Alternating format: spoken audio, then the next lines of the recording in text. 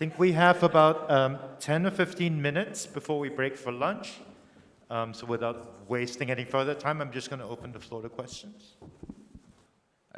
I'm never going to forget that presentation, particularly picking up one phrase out of many. Hunger Games of competitive speech acts is something I will carry with me to the end of my days.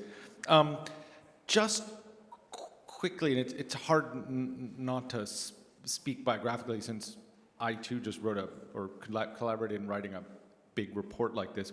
I first make the observation that looking at the roster of people on your committee, I'll just say about the inclusion of graduate students in university level committees like this, that I looked again at the title page of my report earlier, and I feel very mixed feelings about the names of the graduate students on that committee report, because of course they're gone. In a way, the faculty are not.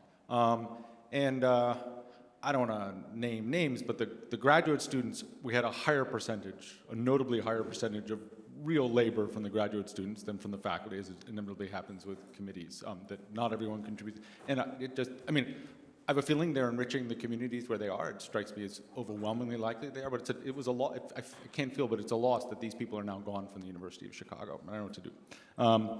But thank you for actually making me think about that. I'd be interested to hear you, or for that matter, of course, everybody, and then we could raise it in the final conversation. In the case of the University of Chicago committee, I thought attrition was the topic that in the end we just couldn't tackle, in particular the relationship of attrition to admissions. I wanted to raise the question, was there a threshold level of attrition at which somebody, in this case it would have to be divisional dean since we don't have a dean of the graduate school, was there a level of attrition where somebody ought to go to a department and say, you must be fucking up with your admissions processes, or something else is going wrong? And there was just no way. I mean, that struck me as the site somewhere along the way of potential multiple, multi-causal, irresponsibility. Bad admissions, bad mentoring, unpleasant environment or something. But inviting either individual or departmental accountability for attrition was just impossible. And that also made it difficult to design a system in which people would see, to design a system in which the university would then take account of the people who were leaving and provide what I advocated for was, in essence, you allow them to stay at the university 1 year longer if they wished and and enroll in one of our essentially normally fee-requiring terminal MA or M-Stud programs. They should have another year of tuition in which they can do something else if they wanted.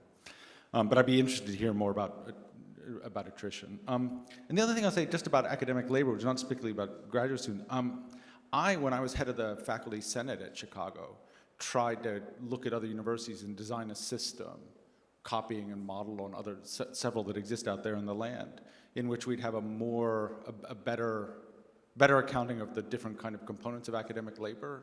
In particular, it was explicitly an effort on my part to try and provide a way for people to make claims about issues of gender and minority tax. And I could find no one. I could find no one at the administration, almost no department, and for that matter, almost no faculty, who actually wanted that sort of transparency. And the fears that it's generated were different in the different constituencies, but I was stunned because I thought this was an obvious thing to do, but no one wanted to go there. Yeah, thank you. I'll just say two things. Number one, every institution has a culture, and I think if I was at Chicago, which I was as an undergrad, the culture of attrition at Chicago is also tied to a culture of what it means to be the superiority of the doctoral students, intellectual type of the University of Chicago, and that their long duration of the program also signifying that's a certain cultural location that doesn't have much stigma around it at Chicago in the way that I think you'd have to build up stigma. The reason I say that, I was constantly reminded by my brilliant colleague Michael Denning throughout this process when I would bellyache about what we weren't able to get done or change. And he's like, people aren't hurt enough. They're not angry enough. Until they're hurt enough and angry, they're not going to activate. So I guess attrition is still cool at Chicago. I mean, do you see that we can't fight culture with bureaucracy. Either culture has to rise up. And I think the question of how to put pressure on, in our world, the total program size has made faculty more agents of putting that pressure on. So I think there's downsides to that students can speak really well to. I just think we all should talk a lot more about why humanists are so frightened about talking about their labor. I just think we have to start that conversation. It'll be our generation that starts it. It will get better next generation. There's something about it that we're embarrassed by, or we're frightened by, or our aesthetic relationship to the good. I can't quite figure it. But we really did try. And I'll say what was so moving in our process is we did pay the students for their committee time. They were paid an hourly wage. They were not paid more than 15 hours a week, and they stopped because they were all members of Local 34 activism. So they would then write saying, and that really slowed our committee's progress. But notably, the faculty then stepped up and do more, and they didn't wait for the students. So I just note that for better or for worse, and there are many people who are more ambivalent about unionization. I am not, since that attention is so important to be reminded what an hour is not an insult. It's actually elemental to freedom. But I know that I feel really delighted, and this is where I resonate with George. Those students that were on this committee, great, many of them are upper level students now, fortunately in tenure track jobs. That's an activism that goes out in the world, including their frustration with who and what we are, and saying, we did not like this, good. We set out that you should always assume student faculty presence, which at Yale is an extreme rarity too. So I just say this by way of, I think you just name a lot of topics we should be commonly discussing. Okay, yep. So this is just a question for all the panelists so far, and I think it's a naive question. I admit in advance that it's a naive question, but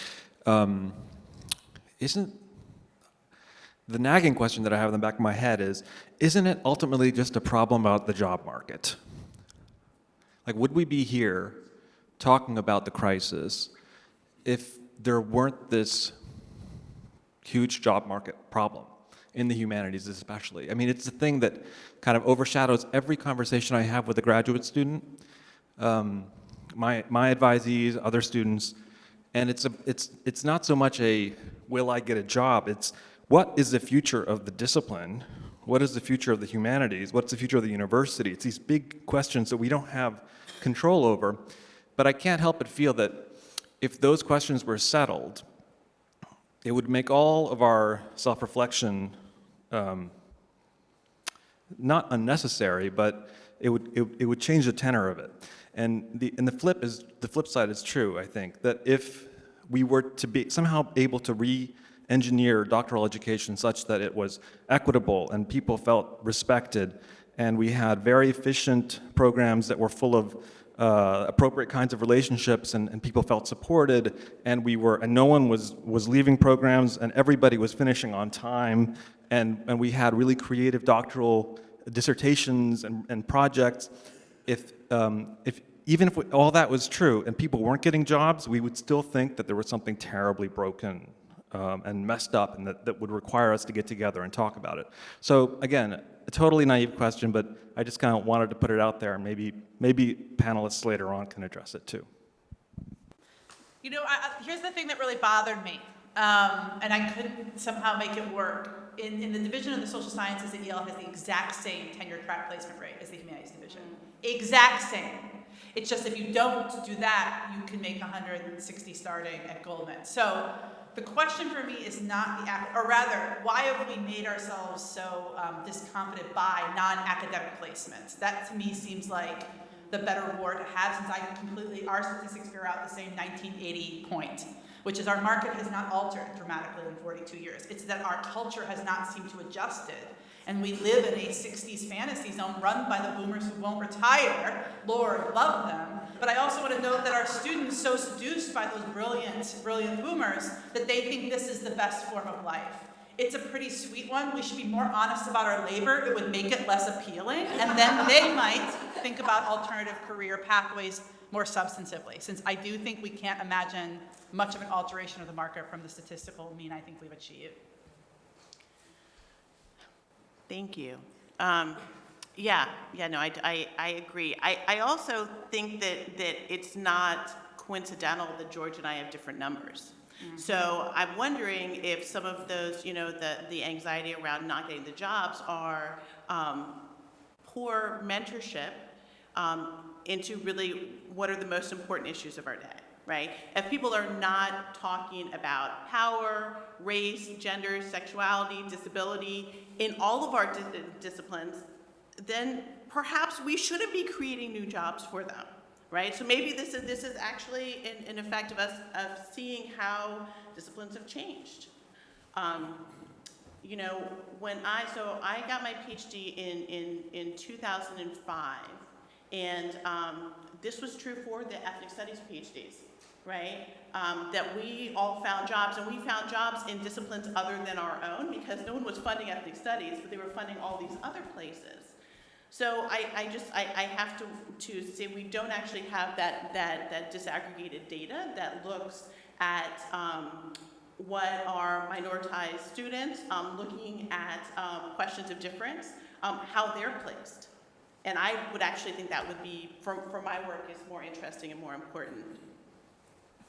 Thanks to both of you for your presentations. So much to talk about. We could spend the rest of the day on it. But my question's for Ralina. So I love the practice you had us do. I love the way you framed radical listening versus passive listening. And I guess so then my question became, okay, so how do we make programs create radical listeners?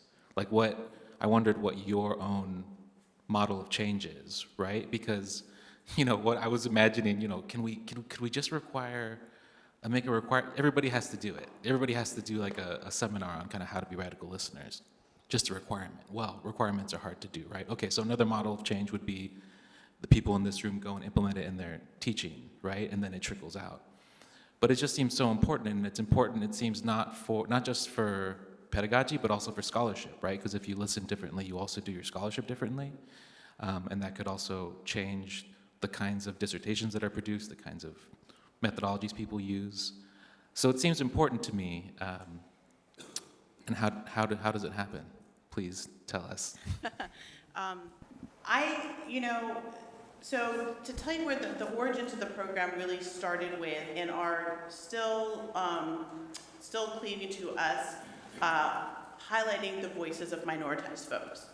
And so everyone in our project, I think we have a handful of white folks who have done their dialogues out of our hundreds of dialogues, and those are from our Generation Mixed project, the parents and partners of mixed race kids. Because we have limited resources, I'm at a large public university, we've chosen to that project, when I showed the image, I forgot to say that was at the Northwest African American Museum. So we're partnering with community museums. As we move to Philly, we're going to be partnering, so the programs are going to be through this consortium of Black museums, and that's how we actually want to grow. So I hear your concern kind of university-wide. My experience has been that my effort is best served with communities who don't always have the voice and need the moments in time. So I'm not interested in doing radical listening sessions with my upper administration, which they've asked to do, right? I've had all these people ask to be trained in this, and at this point, with limited resources, I want to think about how I can give the mic to those who don't have it. Right, and to kind of to teach the skills for people who are truly invested in supporting minoritized folks.